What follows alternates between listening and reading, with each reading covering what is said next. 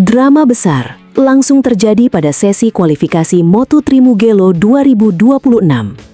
Harapan besar publik Indonesia untuk melihat Veda Aga Pratama start dari barisan depan mendadak buyar akibat situasi yang sangat merugikan di penghujung sesi Q2.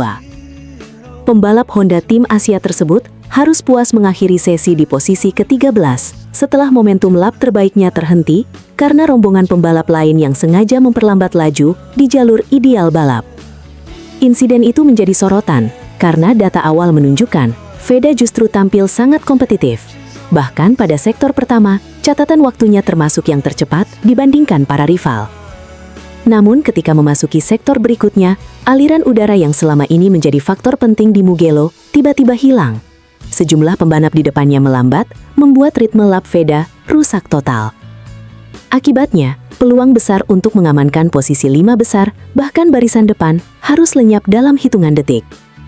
Posisi ke-13 memang bukan bencana, tetapi jelas tidak mencerminkan kecepatan sesungguhnya yang dimiliki pembalap muda Indonesia tersebut. Setelah sesi berakhir, perhatian langsung tertuju pada data telemetri. Dari analisis awal tim, terlihat bahwa Veda memiliki potensi lap yang jauh lebih cepat daripada hasil akhir yang tercatat di klasemen kualifikasi. Pada sektor awal, Veda mampu mencatatkan waktu yang sangat kompetitif. Kecepatan masuk tikungan, akselerasi keluar tikungan, dan stabilitas motor menunjukkan performa yang menjanjikan. Inilah yang membuat banyak pengamat percaya bahwa posisi ke-13 bukan gambaran nyata kekuatan Veda di Mugello. Masalah utama muncul ketika ia kehilangan slipstream pada bagian lintasan lurus yang sangat panjang. Mugello dikenal sebagai salah satu sirkuit yang sangat bergantung pada efek angin dan drafting. Kehilangan referensi di depan dapat membuat pembalap kehilangan beberapa per 10 detik yang sangat berharga. Karena itulah, banyak pihak menilai hasil kualifikasi ini lebih dipengaruhi situasi lintasan daripada murni performa. Secara kecepatan dasar, Veda masih berada dalam kelompok pembalap yang layak bertarung di posisi depan. Situasi yang dialami Veda ternyata juga memicu reaksi dari manajer Honda Tim Asia, Hiroshi Aoyama. Mantan pembalap Grand Prix itu dikabarkan sangat kecewa melihat peluang anak didiknya terhambat oleh kondisi yang terjadi di lintasan. Aoyama memahami betul bahwa Mugello adalah sirkuit yang sangat sensitif terhadap slipstream. Ketika seorang pembalap kehilangan momentum di sektor penting, seluruh lap bisa berantakan. Karena itu, rasa frustrasi yang muncul dari kubu Honda Tim Asia cukup bisa dipahami. Meski demikian, Aoyama tetap berusaha menjaga optimisme. Ia menilai paket motor yang digunakan Veda memiliki kecepatan balapan yang sangat baik. Selain itu, performa ban dalam simulasi race distance juga terlihat stabil. Faktor inilah yang membuat tim tidak terlalu larut dalam kekecewaan. Mereka percaya bahwa balapan sesungguhnya masih sangat terbuka. Start dari posisi ke-13 memang tidak ideal, tetapi bukan sesuatu yang mustahil untuk diperbaiki oleh pembalap dengan kemampuan seperti Veda Aga Pratama. Di tengah kekecewaan kubu Honda Tim Asia, muncul komentar yang menarik perhatian publik Asia Tenggara. Rival regional Veda dari Malaysia, Hakim Danis, yang berhasil mengamankan posisi kedua pada grid start, disebut melontarkan pernyataan yang dianggap meremehkan peluang pembalap Indonesia tersebut. Dengan start dari barisan depan, Hakim tentu memiliki keuntungan besar untuk langsung terlibat dalam perebutan posisi terdepan sejak lap pertama.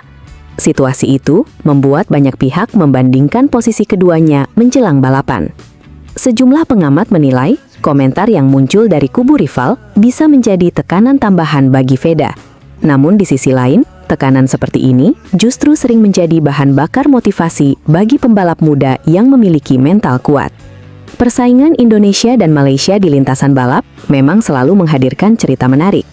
Karena itu, duel antara Veda dan Hakim dipastikan menjadi salah satu fokus utama penonton Moto3 di Mugello akhir pekan ini. Meski start dari posisi ke-13, peluang Veda belum tertutup. Justru, karakteristik Mugello sering menghadirkan balapan yang sangat tidak terduga.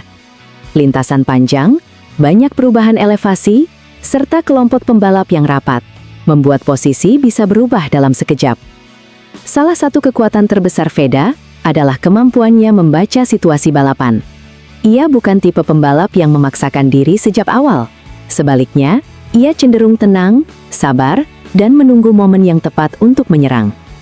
Gaya balap seperti ini sangat cocok dengan karakter Mugello. Ketika kelompok depan mulai bertarung agresif dan menghabiskan ban lebih cepat, pembalap yang mampu menjaga ritme seringkali memperoleh keuntungan menjelang akhir lomba. Inilah alasan mengapa banyak analis tetap memasukkan nama Veda sebagai kandidat kuat peraih hasil besar. Posisi start memang penting, tetapi balapan Moto3 seringkali ditentukan oleh kecerdasan mengambil keputusan sepanjang lomba.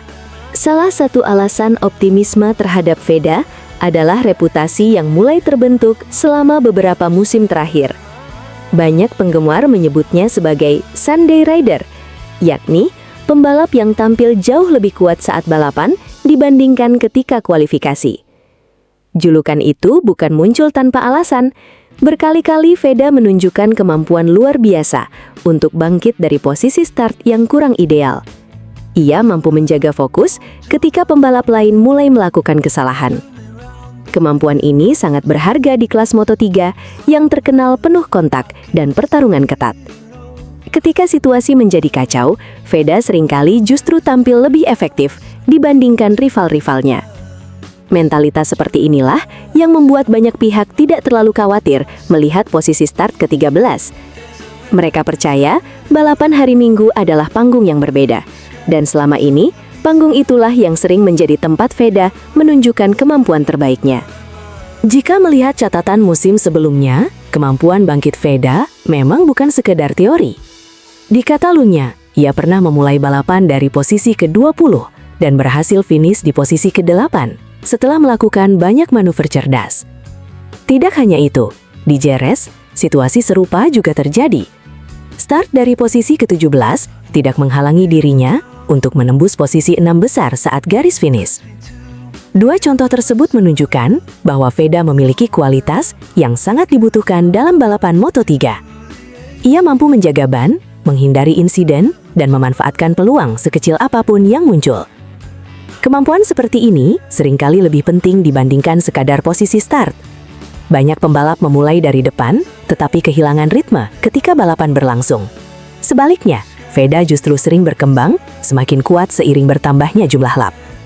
Karena itulah, posisi ke-13 kali ini belum tentu menjadi penghalang untuk menciptakan kejutan besar di Mugello.